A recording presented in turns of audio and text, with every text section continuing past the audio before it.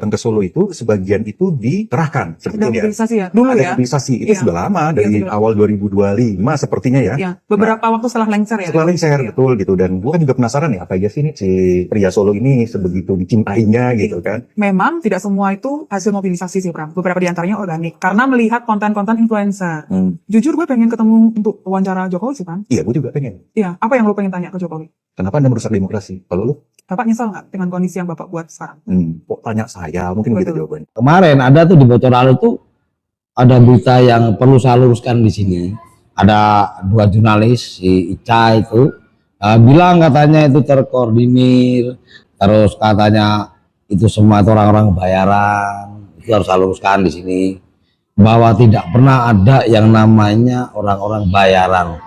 Masyarakat ke situ itu karena memang Pak Jokowi sendiri yang welcome. Dan ingat, bukan cuma Pak Jokowi loh sebagai mantan presiden yang banyak dikunjungi masyarakat. Karena presiden sebelumnya pun juga sama. Namun yang sebelumnya tertutup, baru Pak Jokowi kan welcome. Ada lagi tentang berita dikoordinir dari Masjid Al-Sayed. Jadi itu asal muasalnya saya cuma meluruskan.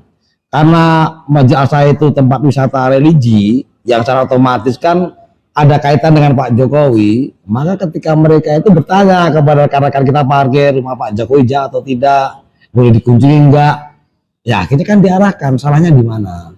Maka saya cuma menyayangkan ya, seorang jurnalis yang dianggap senior kayak Ica dan siapa satunya itu bilang katanya itu dikoordinir lah, dikasih kaos lah, terus digiring lah, itu kata-kata yang enggak bagus lah. Anda itu jurnalis yang handal, tolong memakai diksi atau narasi yang bagus. Anda nggak ketahui sebenarnya itu sebenarnya sumber berita Anda tuh dari alam gaib atau gimana, saya nggak ngerti. Saya di sini tidak berpihak pada siapapun, tapi saya warga Solo merasa terusik juga karena dengan adanya berita-berita itu menyudutkan kami juga. Pak Jokowi itu terlalu ramah, mohon maaf. Ada katanya Mas Pamretnya juga ketat, di situ diatur, tas harus dititipkan, terus nggak boleh bertanya-tanya, harus cuman foto aja. Itu udah lebih bagus, bos. Jadi kalau Anda jurnalis kan harus tahu aturan. Anda terbiasa untuk mengawal orang-orang besar kan harusnya tahu aturan. Yang memang aturannya begitu. Kalau boleh saya jujur, justru apa ya, yang paling humble, paling memanusiakan masyarakat ya tempat Pak Jokowi itu. Rekan-rekan kita dari Pas Pampres juga humble. Kurang apa sih? Coba aja jalan ke Cikeas sana. Ya itu betul. Itu termasuk kaos dipermasalahkan. Padahal kan kalau ada anak-anak kecil, Pak Jokowi juga menyediakan buku, bukan cuma kaos ini. Jadi kata-kata digiring itu kayaknya nggak terlalu kasar. Karena memang itu satu lorong, ya kalau nggak diarahkan, namanya masyarakat yang ketemu kan daripada terjadi gesekan gitu. Umpamanya saya boleh berkata itu stop lah dengan framing ataupun fitnah. Apalagi media itu sesungguhnya penyeimbang penyampai berita kan, sampaikan berita benar lah. Anda mengatakan juga tentang masalah kaos dari mana duitnya, itu Ica itu sekarang bayarnya harganya berapa juga, outfitnya sekarang dari mana juga. Udahlah, kita sama-sama menjaga situasi.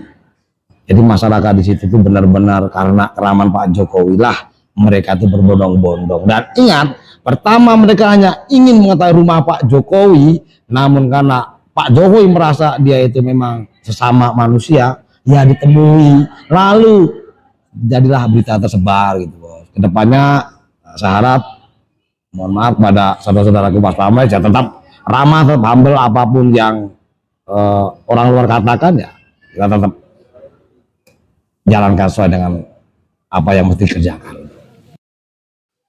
Nah ya, mungkin dengan nama Pak Jokowi membuat media-media tersebut selalu dicari orang. Ya bagaimana tidak? Pak Jokowi itu memang sangat seksi. Isu-isu Pak Jokowi itu memang sangat seksi untuk dikulik dari media-media. Contohnya saja ini ya, soal ijazah ini. Media mana yang tidak memberitakan itu? Dan menurut mereka semua, ini ratingnya bagus kalau membahas Pak Jokowi. Nah mungkin ini ya dengan bocor alus Tempo yang selalu memframing, memfitnah Pak Jokowi ya, penonton mereka menjadi banyak atau gimana, seperti itu ya. Dan yang pasti saya sendiri bersaksi ketika ke rumah Pak Jokowi itu ya, yang saya temui waktu itu nggak ada tuh yang dikasih duit atau diarahkan. Mereka datang dengan kemauan sendiri, uang pribadi sendiri gitu loh. Memang dikasih kaos ya memang. Apakah harga sebuah kaos itu sebanding dengan ongkos dari NTT, dari Ambon, yang pastinya jutaan rupiah ke rumah Pak Jokowi, itu nggak sebanding. Kaos berapa sih? Mahal-mahal paling kaos yang seperti itu paling 50.000, 40.000 gitu ya. Jadi framing-framing tersebut ya sangat jahat sekali. Untung warga Solo buka suara dan memberikan penerangan yang sangat gamblang kepada masyarakat terkait kisruh dari bocor alus Tempo tersebut ya.